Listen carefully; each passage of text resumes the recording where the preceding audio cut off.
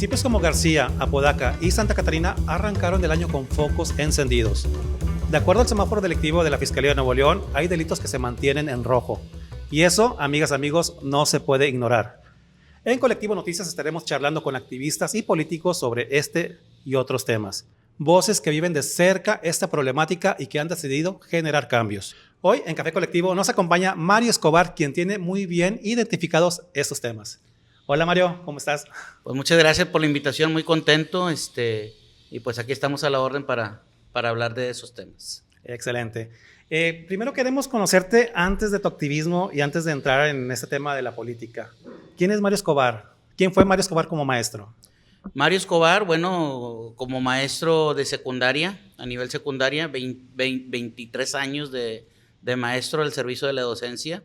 Y bueno, maestro de educación tecnológica, maestro de materias como historia, como español, siguiéndonos preparándonos porque pues la docencia así lo requiere, y más ahorita con las nuevas redes o con lo nuevo que viene de los seguimientos de los estudiantes. Tenemos que seguirnos preparando. Tengo 3 licenciaturas. Una en administración de empresas, la otra como en educación español, educación tecnológica y técnico programador analista. En esta vida previa como maestro, ¿viste temas de inseguridad, por ejemplo, en las escuelas? Te voy a poner un ejemplo. Aquí en Santa Catarina, las escuelas son seriamente afectadas por la delincuencia. Más que nada por robo en los salones, de repente se meten a robar los climas, los cables, y también algún delito ahí del fuero federal.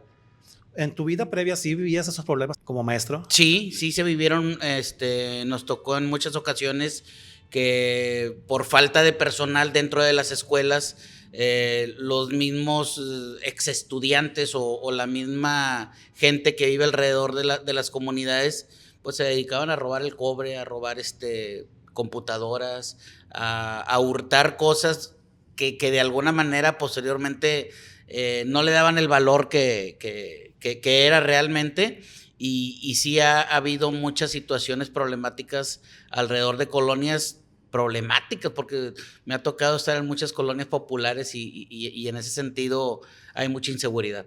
Okay. Hace 4 años tuviste un tema muy fuerte con Devani, que te metió mucho al activismo y sobre todo en los últimos años a la vida política.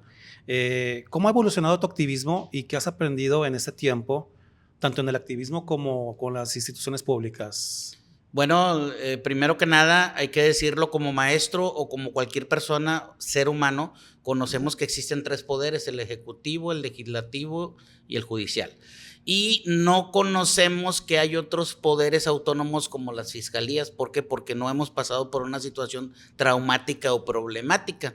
En el caso de nosotros, hace 4 años empíricamente conocimos muchas situaciones de las cuales éramos ausentes, porque de alguna manera no teníamos esa problemática.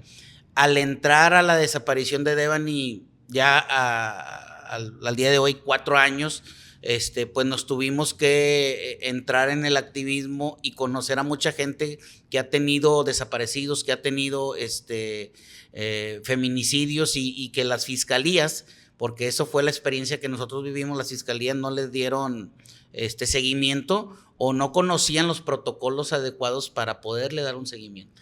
Veíamos que hubo un cambio muy fuerte en la justicia. Antes la Procuraduría era parte del gobierno del Estado. Viene la reforma y se fue a un ente independiente. ¿Esa parte sería parte del problema que tuviste con las trabas al inicio de la investigación? ¿O? Yo creo que sí, porque no hubo una coadyuvación con el gobierno del Estado y las fiscalías. Cuando pasa la desaparición de Devani, veníamos de una situación muy problemática de María Fernanda, sí, que era una situación muy difícil que aparecía en las redes sociales, y estábamos ya prácticamente en Semana Santa, y mi esposa y yo le decíamos a Devani: no salgan, mira todas las desapariciones que hay. Éramos ajenos totalmente a eso, pero veníamos de un 8M en donde hubo mucha violencia por parte de mucha gente, porque pues exigía justicia en la cual no habían tenido. Y cuando pasa lo de Devani, la primera persona que se acercó con nosotros, hay que decirlo, bueno, fue Samuel García, fue Mariana Rodríguez. Se acercan y se ponen a la disposición 200 elementos para poder empezar la búsqueda con la fiscalía.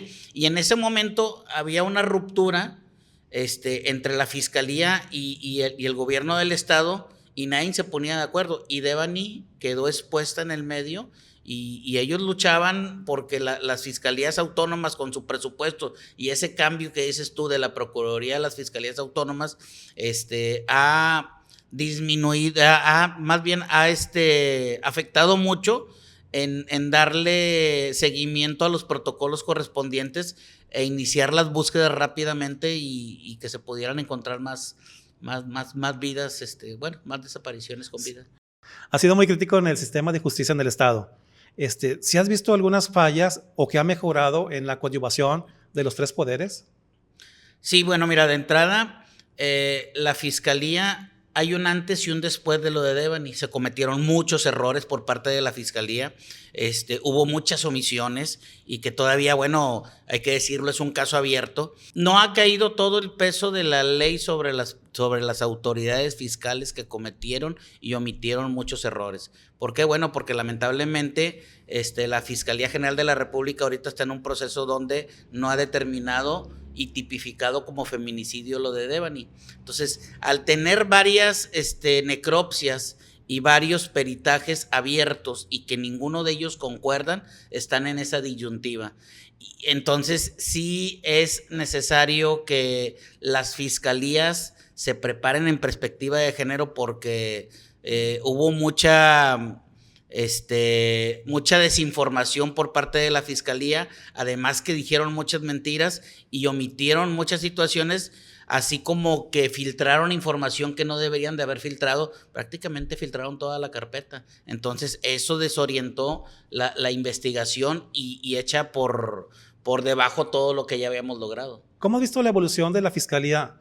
Actualmente hemos visto el tema de Karina Barrón. Hemos visto que hay un ente dentro de la misma fiscalía que está actuando súper mal y otro que está luchando por sacar los temas como el de Devani. Sí, fíjate qué lamentable es ver la situación de este caso de Waldo y de Karina, en donde rápidamente le dan solución y que sienta un precedente, porque lamentablemente es un hombre contra una mujer, donde prácticamente en una cosa inédita, ella lo difama y él pone una denuncia, y en esa denuncia él gana la denuncia. Lo acabamos de ver prácticamente el día de hoy, en donde ya hay una sentencia. En el caso de Devani, estuvimos más de un año aquí en la Fiscalía de Nuevo León y nunca se prepararon en una perspectiva de género, porque sí hay que decirlo, hay mucha gente que tiene que capacitarse en perspectiva de género para poder atender las situaciones de la ciudadanía, porque lamentablemente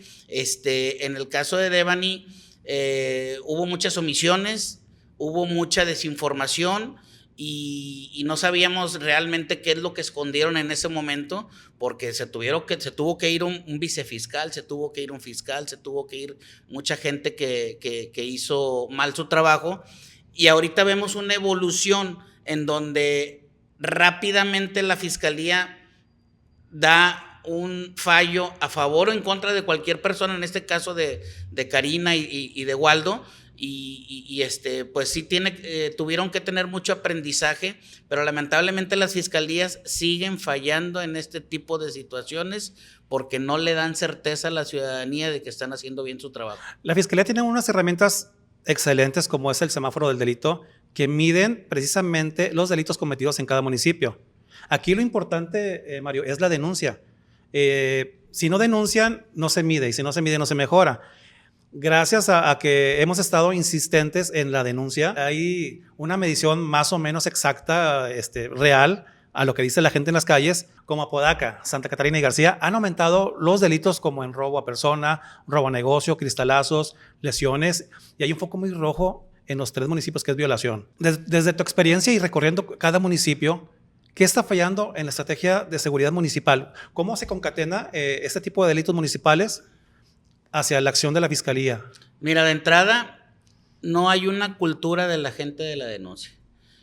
Posteriormente, cuando quieren ir a denunciar, me ha tocado que me han hablado muchas personas y van al CODE de los municipios el CODE no les da el seguimiento o no les toman importancia, y antes de que le hagan la denuncia le dice, oiga, pero a usted le va a afectar en esto, o usted se va a meter en este problema, porque me ha tocado ahí en Apodaca. Y lamentablemente los CODES no dan la validez a la persona que quiere ir a hacer la denuncia, y esa cultura hace que la gente ya no quiera denunciar. Posteriormente se acercan con uno, don Mario, ayúdenme, usted que ahorita actualmente pues puede o está colaborando en el gobierno del estado o en la Secretaría de las Mujeres, deme asesoramiento legal, deme alguna indicación donde yo pueda darle seguimiento a mi caso. Y sí nos falta cultura, porque ahí se detienen muchas situaciones, y es cuando cambian las versiones las mismas autoridades de decir, pues es que no denuncian. Cuando hicimos la campaña aquí en Santa Catarina de que denunciaban los delitos, nos mencionaban un problema muy importante, que iban al CODE y que los sentaban en un cuarto y todo tiene que ser en una computadora con una cámara, y se caía el sistema.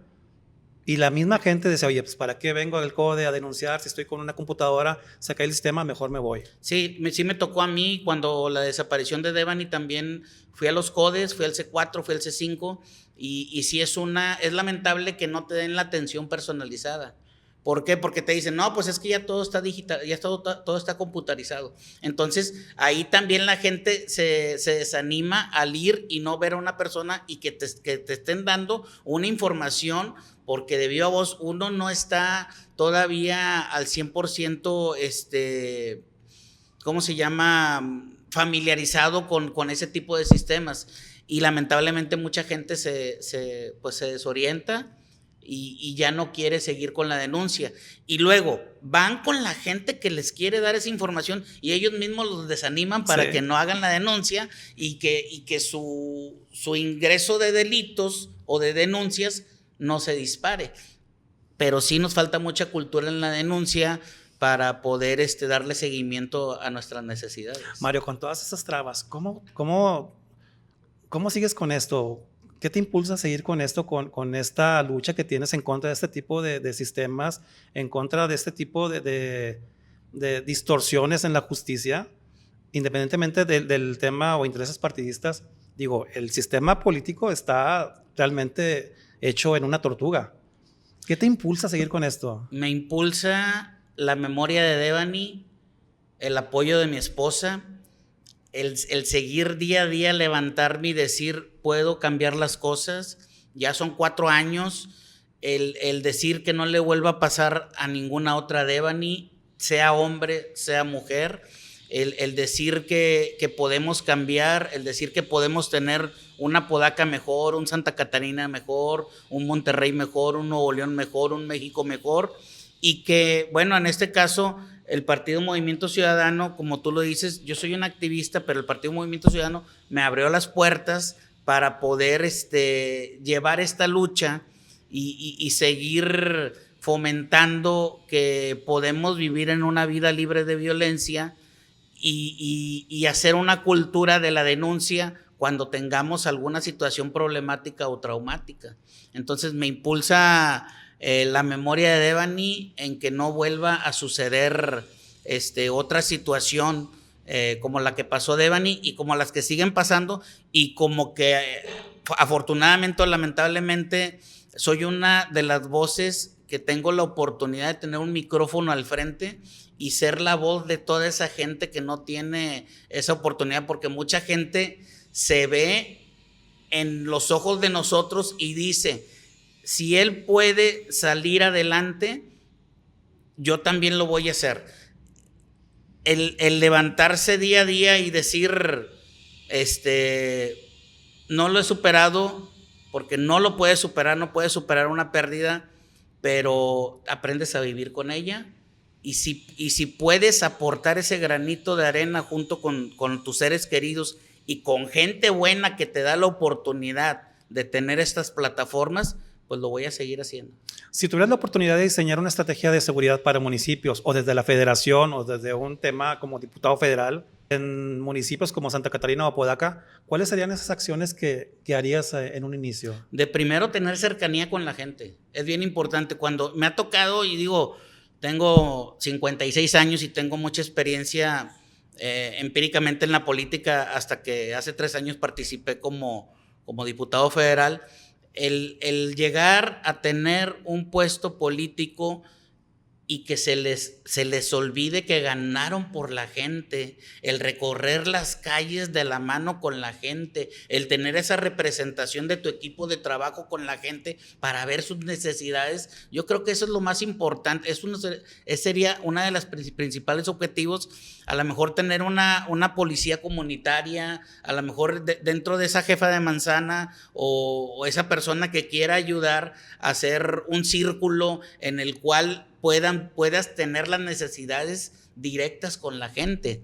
Yo creo que ese punto es el más importante, el darle seguimiento y no que después, ya cuando falta un año, empieces a hacer otra vez nuevamente campaña. Aquí estoy, quiero otra vez tu voto. Oye, ganaste y no te apareciste en 1 año y medio y ahora sí te quieres aparecer. Después de que pasaron 2 años y que pasaron muchas situaciones problemáticas en la colonia de seguridad, de pandillerismo, de que la gente no puede salir a ciertas horas de la noche porque tiene miedo que sus seres queridos vayan a regresar de la casa, de que no haya camiones, de que el Uber te robe, de que el Didi pueda pasar cualquier situación problemática.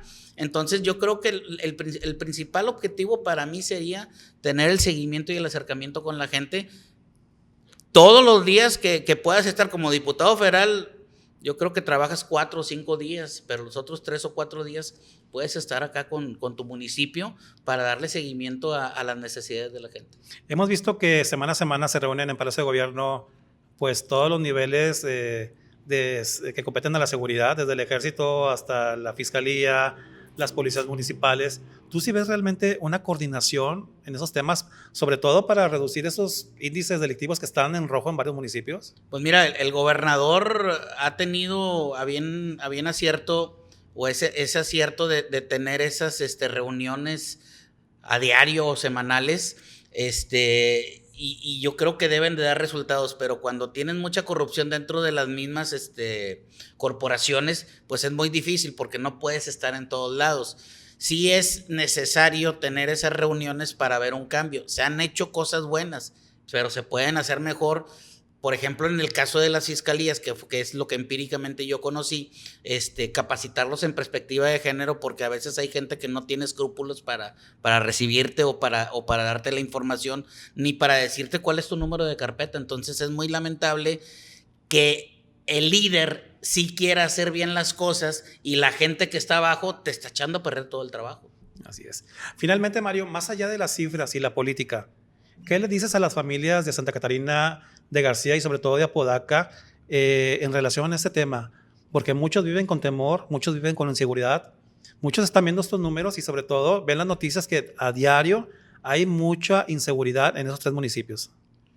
Bueno, decirles que denuncien, que se atengan a esa cultura que está el 070, que es un teléfono que ha estado por más de 50 años aquí en Nuevo León, que el gobierno del estado ya lo pone en todas las plataformas de todas las secretarías, que anteriormente no estaba así, pero ahorita en cualquier situación problemática o traumática, legal o de abogado, de trabajo social o con un psicólogo, si eres hombre te va a atender un psicólogo hombre, si eres mujer te va a atender una psicóloga mujer, que denuncien y que hablen cuando tengan una situación problemática, porque si no denuncias, menos vas a tener una posibilidad de poder arreglar tu situación. Si estás triste o si traes alguna frustración, también el 070 es el que te va a dar orientación. En mi caso, el 070 fue la primera línea de acción que yo desconocía, pero que hablé para seguir todo el protocolo. Que si sigues el protocolo, no, a veces es difícil llegar a una verdad. Imagínate cuando no lo sigues. Entonces sí, que denuncien, que no se callen cuando tengan un tipo de violencia, que está el 070, que está el 911 cuando es una emergencia, y que el gobierno del estado nos den la oportunidad a los servidores públicos de hacer nuestro trabajo. Y íbamos a terminar las preguntas, pero pues marcaste un tema que es muy importante, la denuncia. Vimos el tema de Karina Barrón y Waldo Fernández. ¿Tú crees que esa denuncia valió para que se actuara firmemente, bueno, que la fiscalía actuara firmemente, o solo es porque fue una figura pública? Yo pienso que fue porque fue una figura pública. Si hubiera sido una persona común y corriente, no le ponen atención. Aquí fue una figura pública. Lamentablemente también la gente desconoce que hay muchos tipos de violencia que también son contra las mujeres, pero también son contra los hombres. O sea, la ley es muy explícita y muy incisiva cuando quiere hacer algo. En esta situación de Karina Barrón y de Waldo Fernández, pues fue porque fue una figura pública. Son figuras públicas los dos. En el caso de personas comunes y corrientes, a veces no les hacen caso. Pero si no denuncias, menos te van a hacer caso. Y sí ha marcado un precedente en la sociedad, porque si esto fue una figura pública, pues entonces toda la gente que denuncie debe de tener un seguimiento para tener una resolución por parte del juez. Ok. Bueno, muchas gracias por acompañarnos a este café colectivo. Te esperamos en las próximas semanas para ver otros temas que también están impactando mucho a municipios como Santa Catarina, Apodaca y sobre todo el área metropolitana. Muchas gracias, amigas, amigos, por seguirnos a este café colectivo y nos vemos la próxima semana. Muchas gracias a ti.